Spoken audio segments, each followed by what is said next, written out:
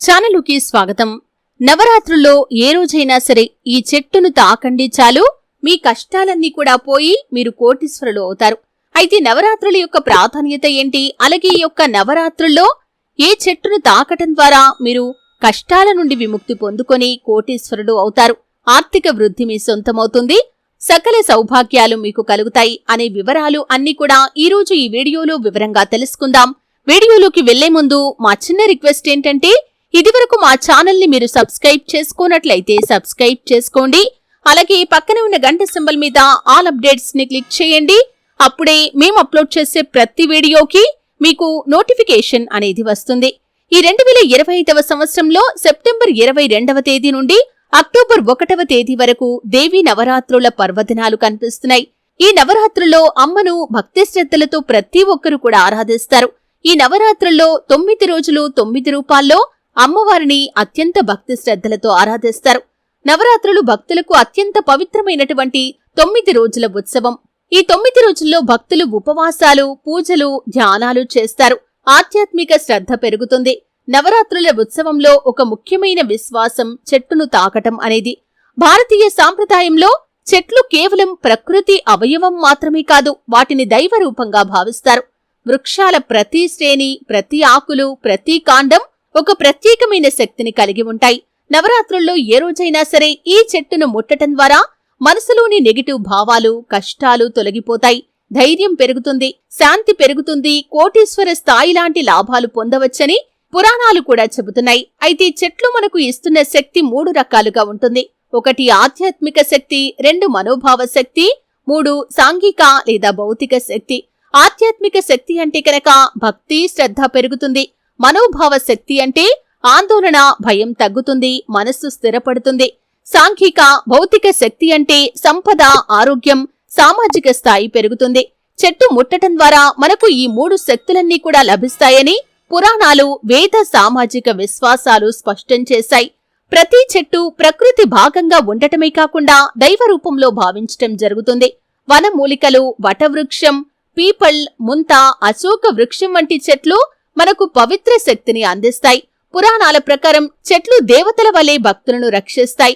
పౌరాణిక ఉదాహరణలు దీనికి సంబంధించి కొన్ని ఉన్నాయి. వటవృక్షం దీని కింద సప్త మాతలు ఆశ్రయిస్తాయని, దీన్ని ముట్టిన వారికి సమస్యలు దూరమవుతాయని పేర్కొనబడింది. అలాగే పీపల్ అంటే హిందూ, బౌద్ధ, జైన సాంప్రదాయాల్లో ఈ చెట్టు చాలా పవిత్రంగా భావించటం జరుగుతుంది. దీన్ని ముట్టటం వల్ల ధనం, ఆరోగ్యం పెరుగుతుంది. అలాగే అశోక వృక్షం ప్రేమ, కుటుంబ శాంతి, సంపదకు ఈ యొక్క అశోక వృక్షం అనేది ప్రతీక. చెట్టు ముట్టడం ద్వారా శక్తి, లావణ్యం మనలోకి ప్రవేశిస్తుంది. మనశ్శాంతి, ధైర్యం, సౌభాగ్యం పొందుకుంటాం. కోటీశ్వరుల స్థితి ఇలా లభిస్తాయి. అయితే నవరాత్రుల్లో ప్రతిరోజు ఒక దేవీ రూపానికి అంకితం. అదేవిధంగా ప్రతిరోజు చెట్టు ముట్టడం ద్వారా పొందే శక్తి కూడా భిన్నంగా ఉంటుంది. మొదటి రోజు శక్తి మరియు ధైర్యానికి ప్రతీక. ఈ రోజు చెట్టును తాకటం ద్వారా అంటే వటవృక్షం కాని, పీపల్ చెట్టు కాని, అశోక వృక్షం కాని ఈ మూడింటిలో ఏదైనా ఒక చెట్టును తాకటం ద్వారా మీకు మనసుకు ధైర్యం కలుగుతుంది, ఆత్మవిశ్వాసం వస్తుంది, కష్టాలు ఎదుర్కోటానికి మనోబలాన్ని పెంపొందిస్తుంది. అలాగే 2వ రోజు చెట్టును తాకటం ద్వారా సంపద మరియు సౌభాగ్యం పెరుగుతుంది, ఆర్థిక సమస్యలు తగ్గుతాయి, కుటుంబంలో శాంతి, సుఖం వస్తుంది. 3వ రోజు చెట్టును తాకటం ద్వారా ఆరోగ్య విషయంలో ఉన్న సమస్యలు దూరమవుతాయి, శరీరం, మనస్సు, ఆరోగ్యం మెరుగుపడుతుంది. అలాగే ప్రతికూల శక్తులు దూరమవుతాయి. 4వ రోజు విద్య మరియు జ్ఞానానికి ప్రతీక. విద్యార్థుల కోసం ఫలవంతమైనటువంటి సమయం. ఈ రోజు చెట్టును తాకటం ద్వారా విద్యార్థులకు మంచి ఫలితాలు వస్తాయి, సృజనాత్మకత పెరుగుతుంది, జ్ఞానం కూడా పెరుగుతుంది. 5వ రోజు చెట్టును తాకటం ద్వారా కష్టాలన్నీ కూడా తొలగిపోతాయి. ఈ రోజు చెట్టును తాకటం వల్ల అనర్థాలు కూడా తొలగిపోతాయి, సమస్యలకు సులభమైన పరిష్కారాలు వస్తాయి, చాలా కాలం నుండి తీరని సమస్యలకి కూడా పరిష్కారాలు లభిస్తాయి. 6వ రోజు భగవంతుని యొక్క ఆశీర్వాదాన్ని మీరు పొందుకుంటారు. ఈ రోజు చెట్టును తాకటం ద్వారా భక్తి పెరుగుతుంది, దైవ అనుగ్రహం ఖచ్చితంగా మీకు లభిస్తుంది.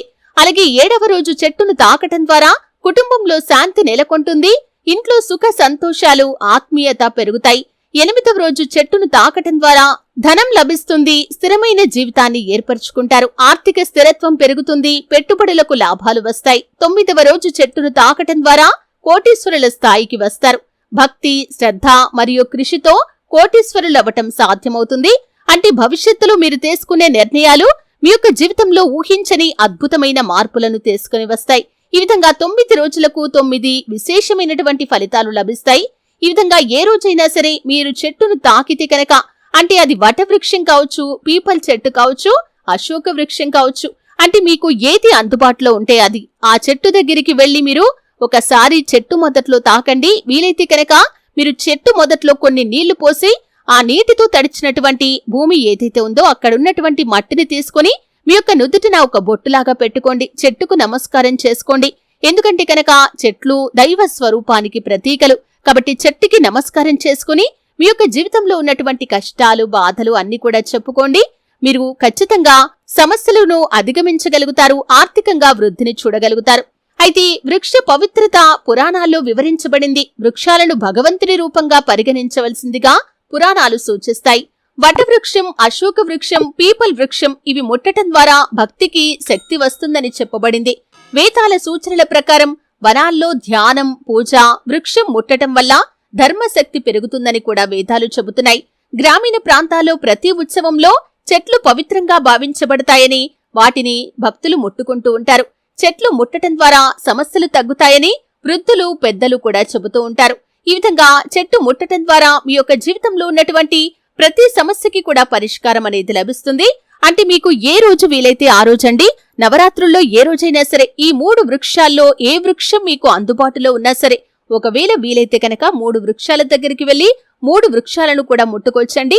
ఏ రోజు వీలైతే ఆ రోజు, అంటే 9 రోజుల్లో ఏదో ఒక రోజు మాత్రమే ముట్టుకోవాలి, తర్వాత ముట్టుకోవలసిన అవసరం లేదని చెప్పటం కాదండి. మీకు వీలైతే రోజు ముట్టుకున్నా సరే, అంటే ఒక్కో రోజుకు ఒక్కో విశిష్టత ఉంటుంది. ఒక్కో రోజు అమ్మవారు భిన్న రూపాల్లో దర్శనమిస్తారు. ఒక్కో రోజు ఫలితం ఒక్కో రకంగా ఉంటుంది. కాబట్టి మీకు వీలైతే రోజూ ముట్టుకున్నా సరే అండి.